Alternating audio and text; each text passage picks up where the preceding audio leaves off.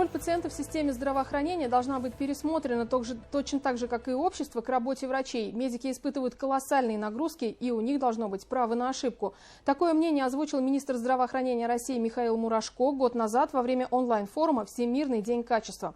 В Башкортостане, как говорится в статистике регионального управления Следственного комитета, чаще всего к уголовной ответственности привлекаются хирурги, акушеры-гинекологи, терапевты и педиатры. Обсудим тему подробно прямо сейчас в программе «Интервью» в эфире главного телеканала «Республики». Сегодня наш гость Илья Дмитриев, заведующий правовым отделом Республиканского профсоюза работников здравоохранения. Илья Андреевич, здравствуйте. Здравствуйте. Расскажите, пожалуйста, какой опыт накоплен профсоюзом, в котором вы работаете, и вот суммы судебных претензий снижены в 14 раз за последние 5 лет от пациентов к врачам. Что это означает? Мы занимаемся этими вопросами уже на протяжении 7 лет, с 2014 года.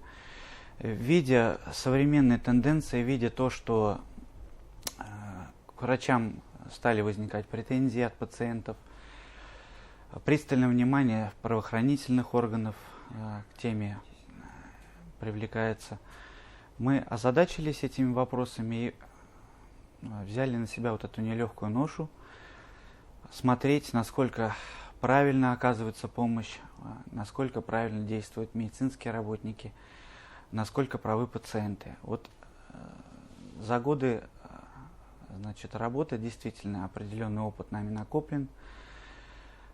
Стали видеть некоторые проблемы отрасли здравоохранения. Например? Это и проблема укомплектованности кадров, переработки врачей имеет место быть. В этом направлении тоже очень много Министерством здравоохранения делается, но все же проблема остается нерешенной. То, что предъявляется очень много претензий, наверное, от того, в первую очередь, что медицинские работники много работают, если как бы это банально не звучало. Вот, действительно, то, что вы озвучили, хирурги, анестезиологи, травматологи, акушеры-гинекологи, вот эта группа риска. Почему? Потому что больше всего помощи этими специалистами оказывается. Ну, естественно, кто больше работает, того больше шансов ошибиться. Мы очень часто наблюдаем, защищая интересы медицинских организаций в судах, что есть определенная доля пациентов, мы называем их экстремистами, не побоюсь этого слова, которые пытаются решить свои финансовые проблемы, подавая миллионные иски к медицинским организациям. В ряде случаев действительно возникают неординарные ситуации. В ряде случаев врачи идут на риск для того, чтобы помочь пациентам, но не всегда удается помощь оказать. Вот миллионные иски предъявляются, но в итоге в некоторых, в 30% тех дел, которыми мы занимались, нам удается полностью отстоять интересы медработников и доказать суду, правоохранительным органам, что, в общем-то, в этих ситуациях пациенты не правы. Ведь пациенты не обладают, простой гражданин, он же не обладает специальными познаниями, нюансов всех медицинских не знает. Люди чаще начинают думать, что им неправильно оказали помощь, не поговорили с ними, возможно, в каких-то ситуациях. К сожалению, почему-то сразу идут выяснять отношения в силовые структуры. Расскажите, пожалуйста, как чаще всего врачи реагируют на подобные дела? Вы знаете, ведь работа врачом – это не просто прийти, что-то сделать, уйти. По большей части это призвание. И, конечно же, когда при таких нагрузках, при современном подходе, при современных требованиях, когда неординарные ситуации в работе возникают, конечно же, врач болезненно к этому относится. Относятся к этому болезненно, они очень переживают за свою работу, за правильность действительно той помощи, которая ежедневно оказывается. Все чаще в СМИ мы видим о том, что здесь все плохо, там все плохо. Но почему-то мы забываем, почему-то в ежедневном режиме мы не видим, сколько жизней спасается, сколько детишек на свет рождается и сколько родов принимается. Ведь статистика, она есть, примерно говоря, теоретически, один какой-то неординарный случай на 1000, на 10 тысяч родов, к примеру. Это же о чем говорит? О том, что большая работа проводится. Отчасти наша задача все-таки освещать положительную работу, формировать у граждан, у населения положительный имидж медицинского работника. Вот как показывают статистически наши данные, многомиллионные претензии предъявляются, а в итоге остается в десятки раз меньше. О чем это говорит? Это, конечно же, играет роль и наше вмешательство, что мы стараемся подходить к каждой конкретной ситуации объективно и справедливо и доказывать в суде, в правоохранительных органах, что здесь вот такие-то обстоятельства, а здесь вот такие-то. Это еще и говорит о том, что все-таки необоснованные требования предъявляются гражданами, раз в итоге суды снижают, да, сумму компенсаций. Илья Андреевич, вот для защиты врачей вот Республиканский профсоюз работников здравоохранения предлагает создать систему страхования профессиональных рисков медработников. Как она должна работать? Да, вот суть этого предложения в чем? Да, долгие годы мы работаем над этим вопросом.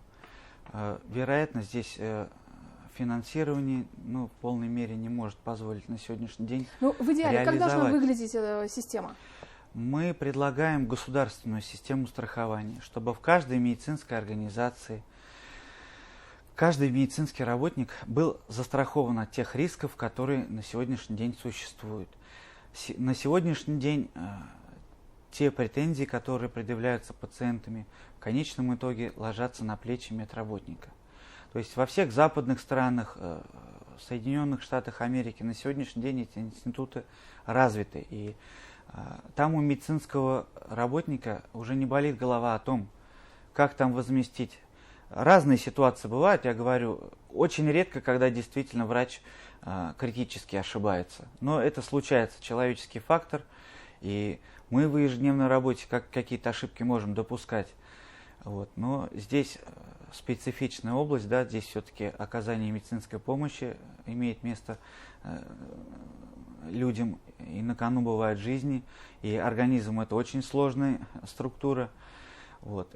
Наша задача, чтобы у медицинских работников не болела голова о том, что кто их будет защищать, как им помогут компенсировать. Кстати говоря, вот Республиканский профсоюз изыскал возможности тем медикам, которым были выдвинуты финансовые претензии, мы частично компенсируем издержки, которые могут возникнуть. Вот, насколько реально, что система страхования профессиональных рисков будет внедрена? И должно ли это быть на региональном уровне, либо на федеральном? На наш взгляд, здесь достаточно эффективный был бы централизованный, единый подход на федеральном уровне по всей стране. Вообще этот механизм в законе он заложен. Но, к сожалению, по ряду причин он не во всех организациях, в большинстве организаций не реализуется на сегодняшний день. А в чем барьеры? Мы предполагаем, что все-таки вот финансовая ситуация это играет роль. Сейчас очень много средств тратится на мероприятия, связанные с коронавирусной инфекцией. И наши силы тоже туда брошены, помогать медицинским работникам, и отрасль здравоохранения в целом, и на федеральном уровне, и на региональном уровне этим вопросам очень много времени посвящает. А вот какую картину вы видите во время пандемии коронавируса, да, вот нагрузка на врачей и опять-таки количество судебных исков по так называемым врачебным ошибкам? Вы знаете, в прошлом году, вот в эпоху разгара эпидемии, мы даже наблюдали некое затишье, снижение. Возможно, это потому, что все силы и волнения граждан были направлены именно на то, чтобы не заболеть коронавирусом, оградить своих близких, как-то внимание было отвлечено. В среднем в каждом году примерно количество претензий, оно варьируется на одном и том же уровне. Статистика это показывает. Но вот в период эпидемии больше, конечно, вопросов, связанных именно с мероприятиями, направленных на профилактику коронавирусной инфекции, возникать стало. Конечно же, да, ряд вопросов он еще может во времени возникнуть, вот, но это, наверное, тема для будущих разговоров. Угу. И если коротко, последний вопрос, времени очень мало остается. Как вы оцениваете проблему дефицита кадров в здравоохранении Башкортостана? Проблема, она сохраняется на уровне республики. укомплектованность врачами на сегодняшний день около 60%. Более точные данные, конечно, у Министерства здравоохранения. Ну, этой проблеме и правительством, и Министерством здравоохранения большое внимание уделяется. У нас внедрены и реализуются программы «Земский доктор», «Земский фельдшер». Но, на наш взгляд, эта проблема, она немного шире. Люди попросту не идут работать на село, будем так говорить, да, в районные больницы, потому что нет инфраструктуры. Это уже такая вот гораздо шире, на наш взгляд, проблема. Вроде бы и зарплаты на сегодняшний день неплохие у медицинских работников. Вроде и меры предпринимаются. В ряде городских округов и муниципальных районов жилье дается. Старается государство поддержать, но почему-то люди не хотят работать. Все больше стремятся, конечно, работать в городах. Вот в Уфе ситуация получше с укомплектованностью. А вот вы как считаете, имеют ли право на ошибку врачи? По укомплектованности еще последнее хотел что сказать. Конечно же, вот те нагрузки, которые ложатся на тех, кто работает, они приводят отчасти к тому, что врач попросту не отдыхает, не спит, вынужден дежурить. От этого и могут происходить огрехи в работе. Вы знаете, вот анализировать... Минутка у нас осталась, Илья Андреевич. Имеют право на ошибку врачи? Я считаю, что имеет право на ошибку, имеет право добросовестно заблуждаться. И тогда, когда действовал врач правильно, строго со стандартами, строго по порядкам и совершил ошибку, он, на наш взгляд, не должен привлекаться к уголовной ответственности. Спасибо вам большое за ваше такое компетентное профессиональное мнение. Сегодня гостем программы «Интервью» в эфире главного телеканала Республики был Илья Дмитриев, заведующий правовым отделом Республиканского профсоюза работников здравоохранения. Не переключайтесь, оставайтесь вместе с нами.